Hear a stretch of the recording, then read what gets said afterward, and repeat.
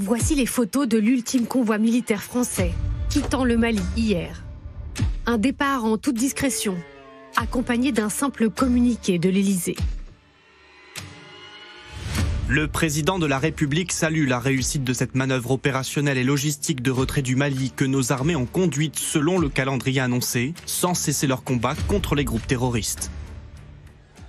La France poussée dehors, notamment par une partie de la population, de plus en plus hostile à son égard.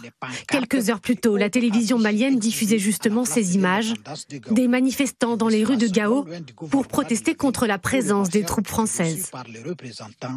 Nous, forces vives de la ville de Gao, donnons à compter de ce jour, 14 août 2022, un ultimatum de 72 heures pour le départ définitif de Barkhane.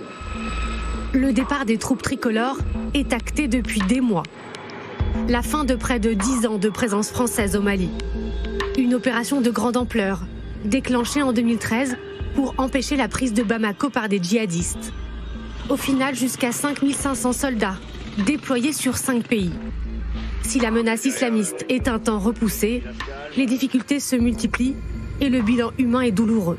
L'opération Barkhane, il ne faut pas oublier que c'est l'engagement des armées. Et quand il y a engagement des armées en opération, on peut avoir des pertes et payer le prix du sang. C'est ce qui s'est fait. Aujourd'hui, on a 59 militaires français qui sont morts en opération dans l'exécution de leur mission. C'est bien évidemment, je pense d'abord à eux, je pense à leurs frères d'armes, je pense à leurs familles.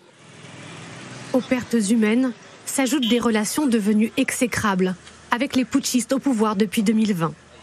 Le recours aux mercenaires russes de l'entreprise Wagner pour épauler l'armée malienne achève de convaincre Emmanuel Macron.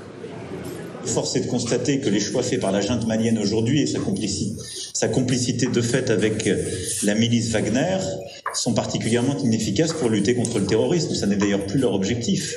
Et c'est ce qui a présidé à notre choix de quitter le sol malien. 6 mois de transition entre les forces militaires françaises et maliennes. La force transfère le camp de Tombouctou aux forces armées maliennes.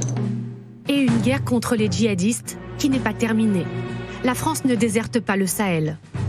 Environ 2500 hommes seront déployés au Tchad, au Burkina Faso et surtout au Niger, où les Français assurent avoir tiré les leçons du Mali.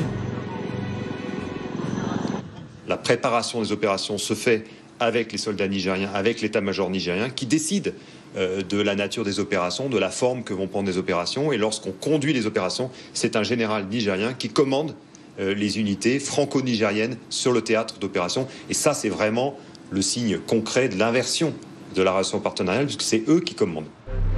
Mais le désengagement de l'armée française peut-il marquer l'intensification de la menace djihadiste au Mali?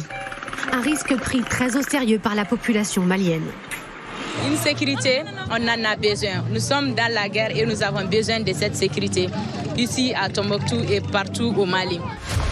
Une situation sécuritaire qui s'est déjà dégradée ces derniers mois. Fin juillet, 11 attaques coordonnées ont frappé le territoire malien, notamment sur une base de l'armée proche de la capitale. À Kessit, le 7 août, 42 soldats maliens ont été tués par des djihadistes.